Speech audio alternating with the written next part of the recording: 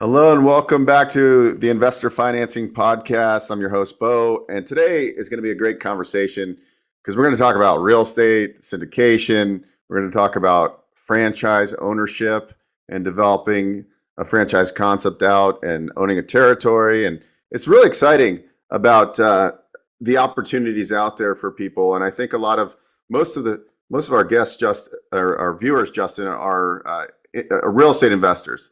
But we started talking more and more about business ownership and entrepreneurship. And I think, like myself, I'm mostly a real estate investor, and obviously I do lending for a living. I've been exploring business opportunities and different franchise concepts, and it's just meshes so well with the entrepreneur. It's okay to own multifamily properties and a couple businesses, right? And so that's what we're going to be talking today about is entrepreneurship. And Justin, his background, he started as an entrepreneur at the ripe age of 20, got into the retail cell phone business and quickly scaled to a couple locations. I don't know the exit of that if you still own them or not, but we're going to dive into, he's now invested in like 12 businesses, owns a bunch of franchises and real estate, and has done a lot of syndication. And now with his franchise concept, he's helping passive investors get involved in the business, in the space. And this is an interesting space because I just recently saw like a company, Franshares, right? And they're kind of doing like a model where you can have a mutual fund of franchises. But we're going to actually talk to an operator who knows this business. And I was kind of sharing him with questions before we went live. So this is going to be a great conversation. Please welcome Justin Sloan to the show with Sloan Capital. Thanks for joining us. Thanks, Beau. Thanks for having me. Yeah, I like to just kind of give a background so I don't have to. Everybody asks your background, and basically you've been an entrepreneur for 15, 16 years. You're in your mid 30s, from my understanding, and if you could basically at the age of 32, you had enough cash flow coming in, enough worth, you could have probably retired. Then you got into this franchise business, and it seems like that's your passion right now. So it's called Everbowl, and Everbowl does Aussie bowls, and I believe they do some healthy coffee as well. Yeah, premium superfoods. So it's kind of, I always like to use the example of Chipotle for fruit.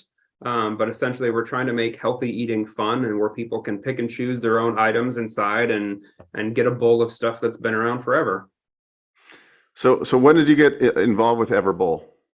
So if we rewind a while back, so you're talking about at 32, how we walked away from the cell phone stores. So I got really into investing about 10 years ago, 10, 12 years ago, especially through real estate, as my cell phone businesses were such a huge part of my income, but I was a little uncertain about the future of them. The company that we were selling was having some issues. They were losing customers. They started to sell off and lease back their towers, some of their assets.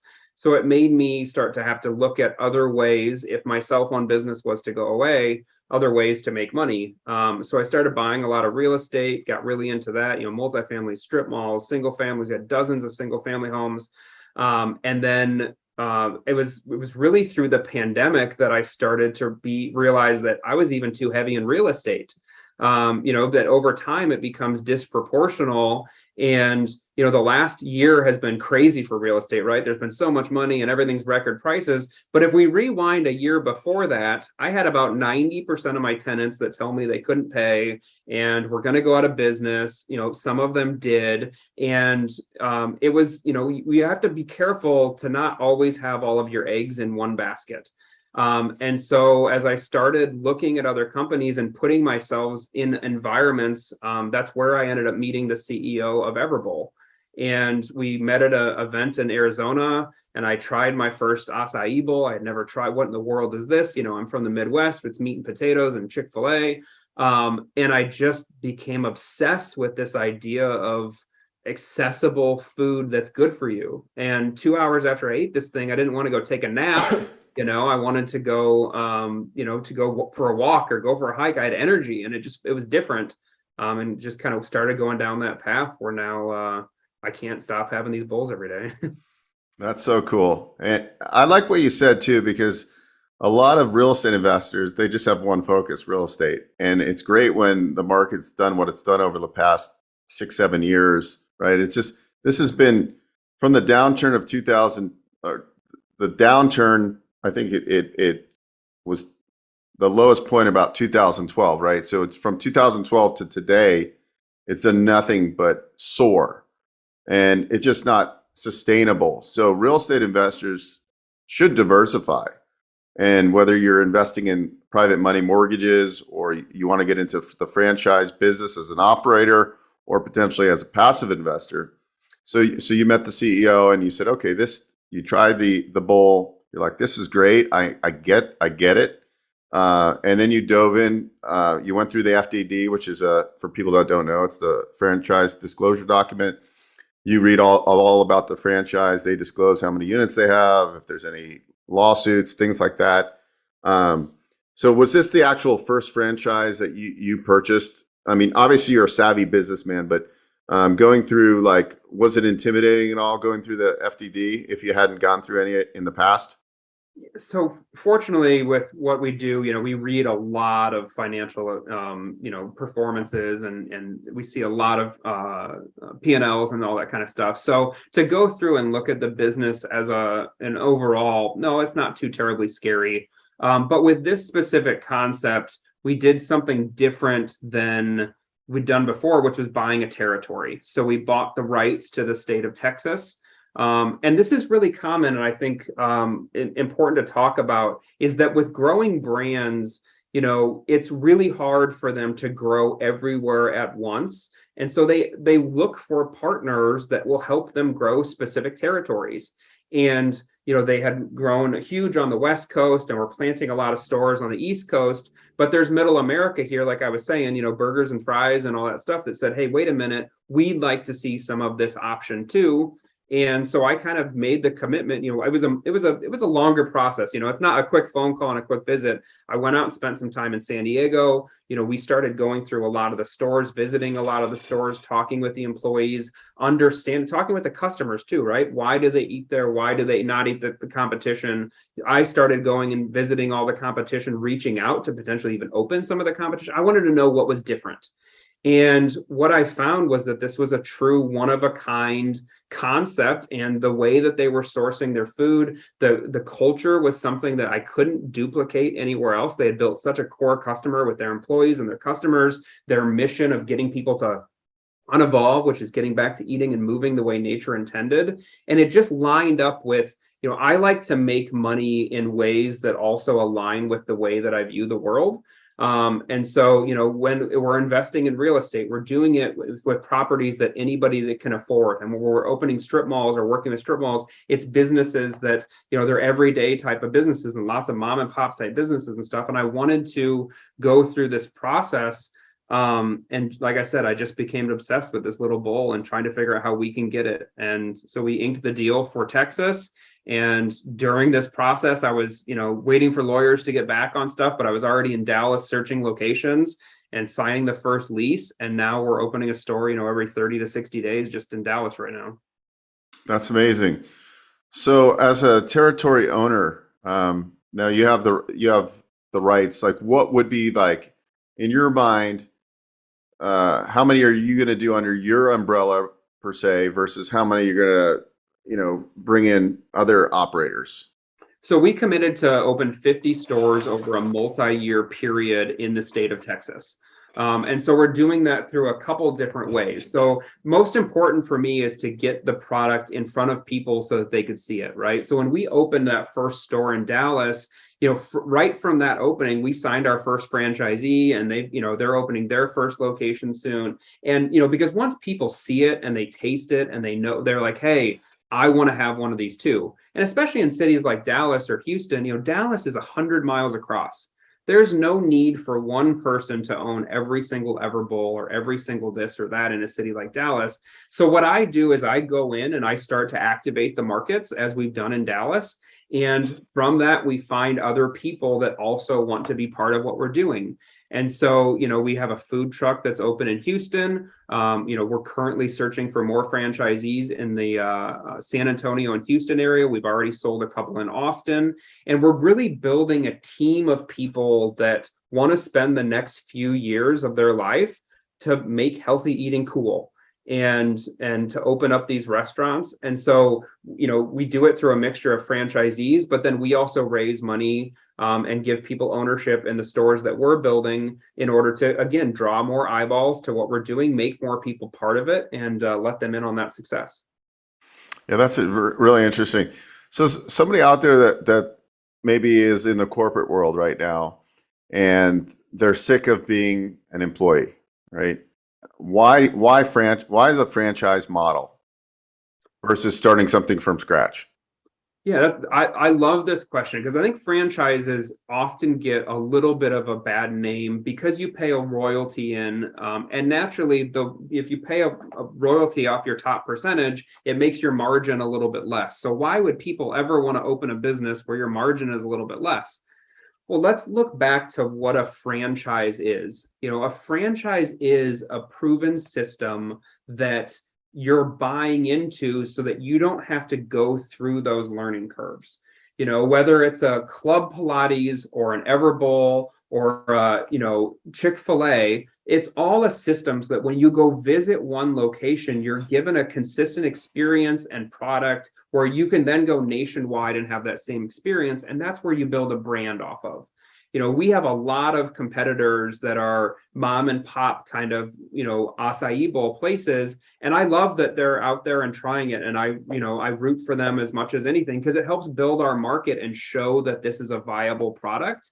But when it comes to people thinking of starting their own chain or potentially buying into another chain, it's nice because you don't have to think about how to price your product or where to get your acai for, or how to design a store or where you're going to buy that cabinet or this fridge or this freezer. It's all part of the process that we walk people through when they sign on. So from the moment someone signs on as a franchisee, then we work with them to help find the piece of real estate. When they sign the lease, we help them get the store designed so they know, and then they can find a contractor that builds it out or work with us.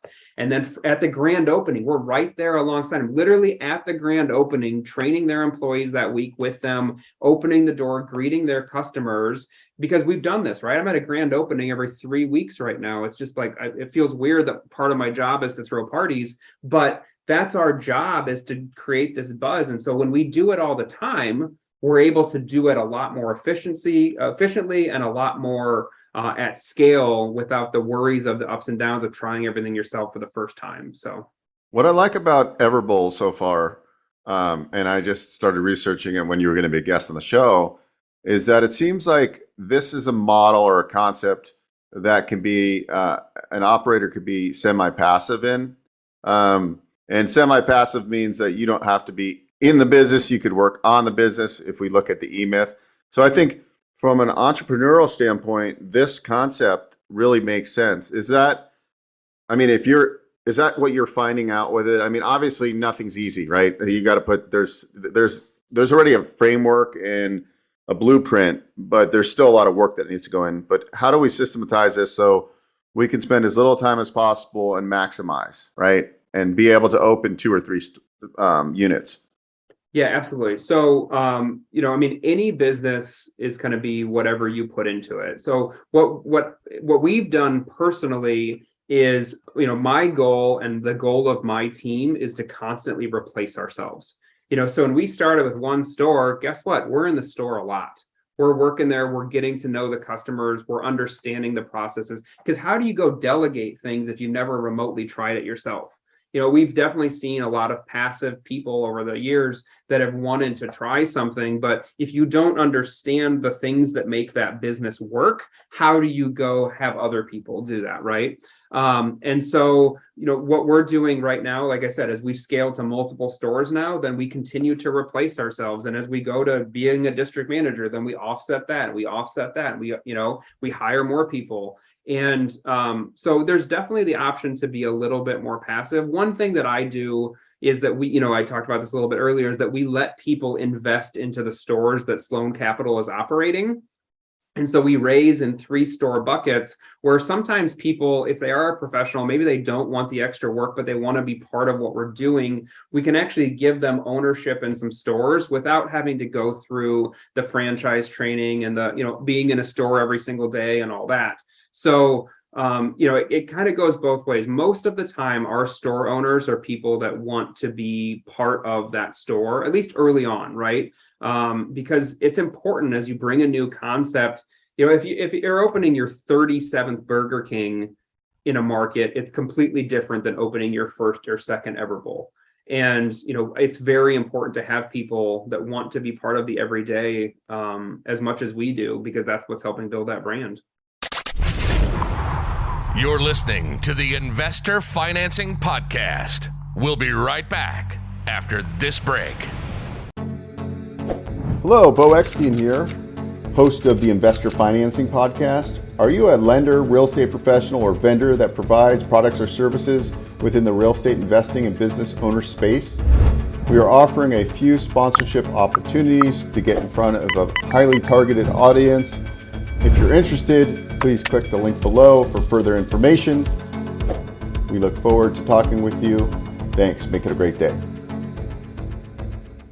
So when you open your first location, you were in there, you were making bowls, you're learning it inside and outside, because you can't be a good coach and leader unless you learn the systems, how payment processing works, who you're, if something happens, how to fix it. There's an operation manual, I'm sure, that Everbowl produces, but you still got to figure out how to do it on your own. What did it look like for you when you started it? Were you there every day for the first month or 2 or 3 months? And when did you start letting go a little bit?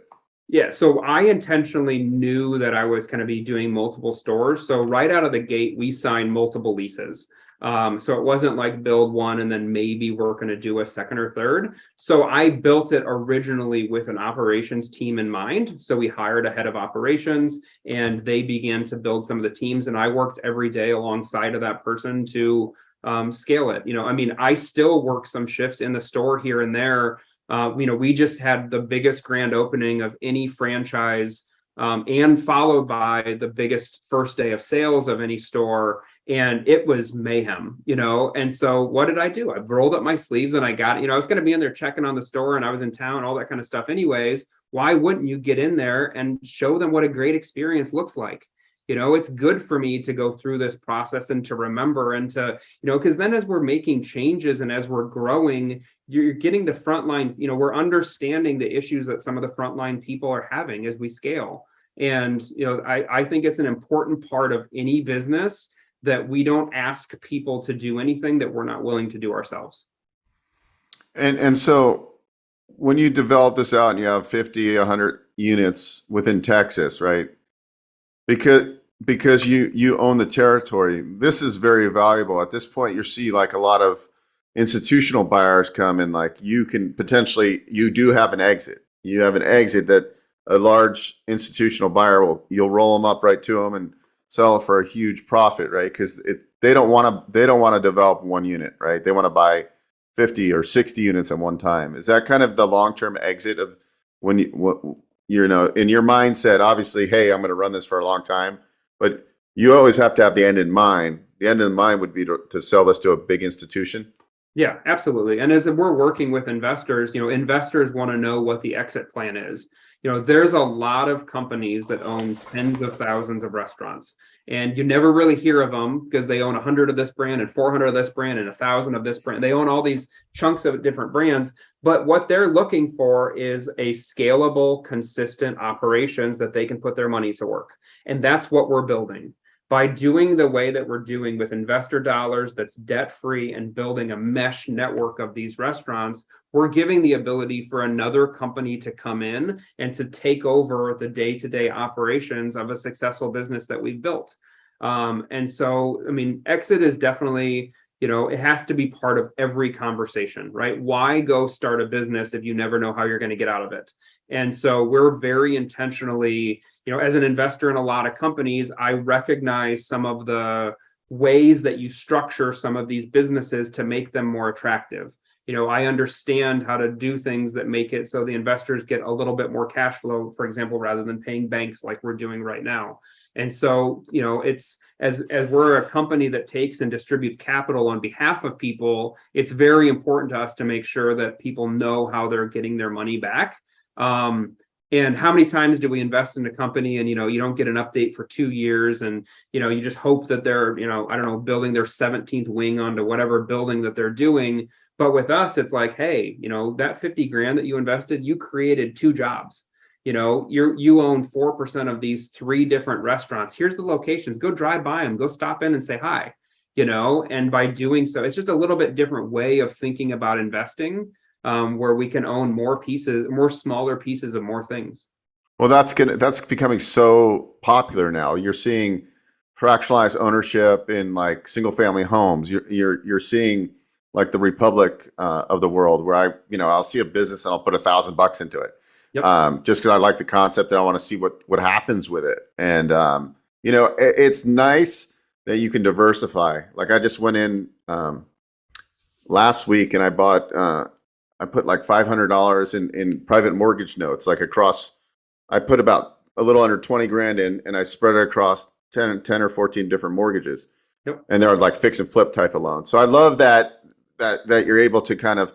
I think that's important to have the diversity, because it's like a mutual fund, right? Except you're not getting crushed with fees, and you're investing in things you actually want to invest in, right? You're able to diversify and own a little sliver. That makes a lot of sense to me, and that's where the future of, I think, everything is going to go. Right?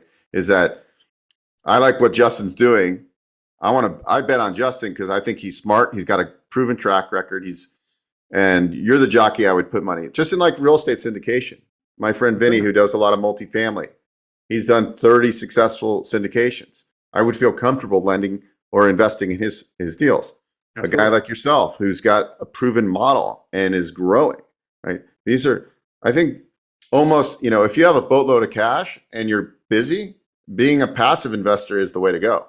I mean, that's the end goal for everybody, right? I think that so early on in our entrepreneur game that the real win is us going and winning. But I'll tell you what, the real win for me is writing checks to some of the best syndicators in the world.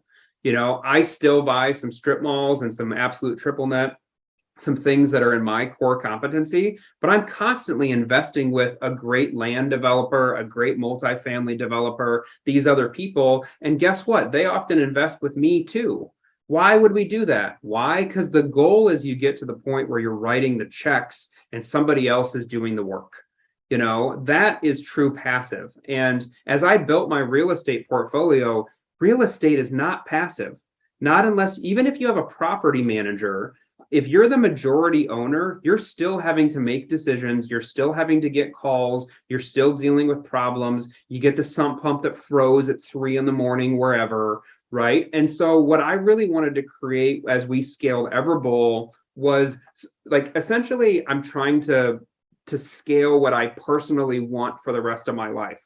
I want more passive ways to get my money to work in real companies that I see around the world. Okay. So I love walking into Target and being like, I own 0.02% of this company, or I drive by a building and I'm like, I own 18% of that and 70% of that restaurant and 12% of that and 3% of that. I like that, right? Because it's us contributing things to society, taking chances, making investments, and then seeing if the market accepts those things. If your strip mall rents all the way out, it means that you've delivered a product that people can have their businesses in, and that you can make revenue and they can make revenue. And from that, there's more jobs, there's more tech, there's more all this kind of stuff. It's great. And so I'm just trying to create scalable ways because, and it goes back to the cell phone world, I was really close to losing everything in cell phones. Okay, I don't talk about it a ton, but that company that I went all in for almost, or actually over a decade, for 12 years, they made some really poor decisions at the end where they started liquidating their towers, selling off their assets. They lost 40% of their customers in a little over a year. And my core business and everything that I was going after was crumbling. And so now, to me, it's the most important thing that I can do to make sure that I can't crumble again. you would need to crumble so many different of my investments and so many different companies and so many different things that would make it so that I would feel the pain that I felt 10 years ago. And I'm just not going to let that happen again. Yeah, we're starting to, like yesterday, I got a call from a friend and, you know, a client of mine. I haven't talked to him in a couple of months, and he owns a lot of rental properties, but, you know, he does a lot of flips. And he was telling me he's taking losses now on a few, but he was around in 2008, 9 when the downturn happened. He got annihilated, right? So he's having flashbacks of like, that's the importance of diversification. I mean, the fortunate thing for him is taking a few losses is okay because he's made millions of dollars over the last 10 years. And we're going to go up to bat, and we're not always going to hit a single or a double or a triple or a home run. Sometimes you are going to strike out. If you're a business person, like, there are some times that things just don't work out, especially in flipping real estate. But it's interesting, like having the diversity. As I become a better business person myself, I realize the importance of like, what do I really want, and not to be heavily invested in one asset class, period, because you need the diversification. Because what happens if we go through another 2008 real estate market, right? There's going to be a lot of pain, maybe a lot of people not paying rents, and you're breaking even or losing money at that time when enough vacancies happen. And so you need something that's sustainable. What do people need? They need air, food, and water, right? Like, and a shelter. So the key is if you can have a lot of your revenue sources coming from basic human needs, and then have those human needs have manageable debt or little to no debt on them, it allows you to weather a lot of different storms. And, you know, there's a reason that I actually haven't bought a lot of real estate in the last 12 months. You know, I didn't think that buying multifamilies at 3.5 and 4 caps was a good idea, because the second that, the second that interest rates go to 8, 9, 10%, which we're heading there, right? We're already at 6 and they're getting ready to have another 100 bips. If we get to 7, 8, 9%, those same 4 cap multifamilies are going to be 6 cap or 6.5 or even 7, because there just won't be enough people that want to go buy and put the work in. And so I think it's just so important never to go all in at one time with one asset class. And so every year I'm buying a property or two. I'm opening a half a dozen to a dozen restaurants. I'm investing in 3 more companies, right? I'm intentionally just every year making sure that I'm getting more money to work across a number of different areas. And, you know, I have a stated goal that I want 100 different sources of income, 100 different places, which sounds crazy until it's like one strip mall over here, one restaurant here, one this. Okay, well, if this year I had 4 things and next year I had 5 and the year after that I had 6, before I know it, I'm at 15 sources of income, and it's only taken me 3 years, right? What would happen if I spent the next 5 years, 10 years, 20 years doing the same thing? And what happens is you just start stacking those wins. And you become incredibly wealthy. Yeah, I mean, the compounding is beautiful, especially when, you start getting some of those exit checks here or this, it just makes it exciting. Investing to me is exciting because it's changing the world by putting our dollars towards things that we see change out of. How do you when you're bringing in investors, and how do you create your I'm not going to say syndication because you don't always syndication, but how do you your LP GP structure, like as far as like, okay, like you guys are putting in 200 grand in the store. How do you split up cash flows and equity and that kind of thing? Yeah, so we do simple LLCs. We have an LLC that's formed and it holds between 3 and 6 restaurants in it. Right now we're doing 3 because it gets the money to work a little bit faster for the investors. So we raise $500,000 for 40% of 3 restaurants. People wire us in 50,000 increments. So if you wire in 50K, you officially own 4% of that LLC and the 3 restaurants that are inside of it. So from there, we start sending out updates, right? Hey, we just signed this lease. Hey, this build out's going on. Hey, you're invited to this grand opening of one of your locations. And then from there, it's, hey, here's the P&L this month. Here's what worked. Here's what didn't. Here's this. And they watch the business scale. So I'm really big on community, right? And to make people part of what we're doing. And so I try and over communicate, have my teams over communicate with our investors so they can see what we're doing, right? They get to be part of this adventure, and they get to see us as we scale, as we hire people, as we have issues, right? As we go through supply chain things or build out or permit delays. This is just part of business. Let's make people part of it, right? And they can do what they're good at, which is their core business. But I think a lot of people vicariously live through different businesses that they're part of and investments. You know, we so collectively want to see the things that we're part of do well. And so I look at it as part of my job is to make sure we're telling the story to our investors of what we're up to. So usually it's a $50,000 minimum, and depending if it's a crowdfunding type of agreement versus a syndication, can they just be normal Joe and Marys that are not accredited, or do they have to always be accredited? Yeah, we only accept accredited. There are, as you know, there's some rules with friends and family and under certain dollar amounts, but we're being particular because it's better to be safe than sorry. We don't want anyone to invest an amount that would be too much, proportionally. And so we do require accreditation. Okay, very good. That's good. And so right now, how many stores are open, and how many are in the books right now for you? We have 4 open right now, and 17 or something like that in the works at different phases. There's a half a dozen leases that are already signed. There's a bunch that are already funded, and we're looking for locations. And then, we always fill up. It's just a constant, I call it a conveyor belt of restaurants. We always have some that are getting ready to open. We always have some where the leases are signed and they're in the process of being built out. And then we have some that are in the process of funding that are getting ready to go sign leases. When we open up the fundraising, we're fortunate that it closes pretty quick. But like right now, we're doing our fundraising for this next batch of stores, and then we'll close it off for 4 to 6 months while we go get that money to work and start getting those people in ROI. And then we open it back up to the next group and to the next group. And I know a lot of times our current investors fill whatever we have going on in the future, which is really nice. But we're always looking for additional faces too. It seems, what was like the biggest learning curve out of this whole process for you? Like, if you were to start from day one again, what would you tell yourself to know in advance that you didn't realize? Everything takes longer than you want. That's all there is to it. But permitting and construction over this tail end of the pandemic, or whatever you want to call it, is really awful.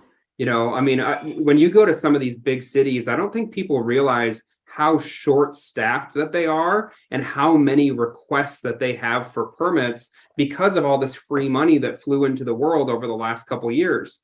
And so even, simple things like getting a permit has taken 3 to 4 months. And we're talking about adding in some sinks or a toilet. And so, I hear these stories of people that are doing ground-up developments take 3 to 5 years to get a stake in the ground, and it makes sense. For me, it's just acceptance that things are going to take a little bit longer, but then also through that means that we get to do it a little bit better. If we're not rushing quite as much, if we can time our grand openings a little bit more, if we can spend another week or two to make sure we have the right staff that's going to be in there, that ends up getting us a lot better results than just simply going as fast as we can. So let's just say I'm interested. I want to purchase a franchise. We do a territory check or whatever we need to do, go through the FDD and, do the meet and greets and discovery day and all that good stuff. My whole thing would be, and I think the most important thing is location, because I would want, for the first store, I wouldn't want to sign like primo space that's going to cost $8-10 grand a month when I have an approved model. And how do you work with the real estate team? Were you a little I'm not going to say nervous in the beginning, but to me that, for example, I was going to look at buying those ice and vending machines where you find a location, they're like $80,000 machines. And I was all gung ho. And then I pulled back. I said, God, just finding the location is the key. And it just there wasn't a proven system, right? Here, there's people that identify, but they get paid a fee and they're not vested in you. What I like about the franchise concept is that they're vested with you. They need you to succeed. They don't want to have you not succeed because that's bad business for them. So when you're evaluating space, I mean, you're working with a team and they've done 35 plus of these. I was going to say ever bowls, right? And so Yep. they know what to look for. And then what kind of square footage is kind of like the baseline do we need? Yeah, so you're exactly right. Because I mean, imagine that you're starting your own completely from scratch. You're making up your own name. You're having to find product. Now you also have to learn the real estate process as well. And I don't think that people take leasing serious enough when it comes to the success of a business. I mean, you could have the best business and the best food and the best customer experience, but if your rent is 20% of your sales of that store, you'll never make a penny. There just won't be enough. You can't sell enough, to get to the point where you're going to be able to make any kind of profit. And so fortunately, with my background being in a lot of real estate and owning a lot of strip centers and doing a lot of leases, I'm actually a licensed realtor as well. I take way too much time talking about leases. But if you want to talk about where to find the freest margin ever, it's in saving money. And if we have a spot that's going to be $4,000 in rent, but now we get it for $3,000, or it's going to be $5,000 and now we get it for $3,500, guess what? If I'm selling, if I have a profit margin of 15%, I would have to sell $10,000 worth of product every single month just to get $1,500 more. Whereas if I save $1,500, now if I get that same $10,000 worth of sales, I'm exponentially more profitable, right? And so it's about structuring these leases to be the most successful. So the second that we have somebody sign on as a franchisee, the first thing that they get is an introduction to our national real estate team. Okay, so they're working with somebody whose entire job is to help find Everbowls all over the country. Okay, if they're in my territory, once they propose a location, I'm going to visit it. If not somebody from Everbowl, we're all sitting down and there's a formal approval process where we're looking at the geofencing, right? So we're taking a look at cell phone data showing how many people are visiting that location, where are they coming from, how long are they staying there, what's their incomes, all that kind of stuff. We're looking at the square footage. I've got a store that's getting ready to open that's under 500 square feet. So we can open these in very small, or we've got some that are 12 and 1,400 square feet, right? Depending on the market, depending on the rent. The most important thing is we don't have a 1,400 square foot place that's paying, $80,000 in rent or something like that. We base the sales or the rent that we're going after based upon the sales that we think we're going to get. And if we can get a nice rent to sales ratio in our ideal thing with our ideal customer bases, that's what gives you a proven exit amount where every month, if we have this many people that walk in and we sell them X amount, here's my expenses. Now here's what's left over. That's awesome. That's really cool. Well, we're coming up to the end. I could talk to you all day because you're a wealth of information. What else besides real estate and your franchise business are you interested in investing in that you're doing now and maybe in the future that looks good for you, like as far as from an investment standpoint?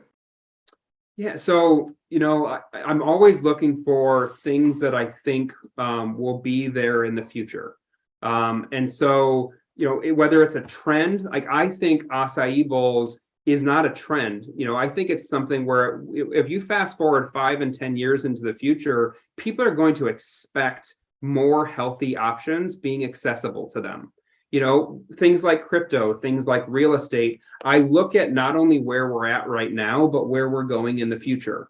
And so, my investments are a mixture of things that are continuing to work now with also taking some shots of things that will work in the future, or that I see just life moving that way. The first employee ever of Everbowl 6 years ago was now the first franchisee of the company. So what happens is people that work there end up wanting to feed their families and grow in the future. And I think as we see that continue to compound over the next 10 years, that this isn't something that's going away. This is something that, the more that we launch these in cities that don't have them, the more that everybody wants them because they realize that this is an option that's out there. That's awesome. Where's the best way for people that are interested in learning more, or they want to follow you, or where can they go? Yeah, I'm an Instagram guy. So Sloan Capital on Instagram. Feel free to DM me, reach out, follow me. But yeah, I mean, social media is just such a great way to directly connect with people. So about 2 years ago, I started getting serious about it and posting a little bit of content and make sure that I'm on there talking with people. That's so awesome. Well, I appreciate your time.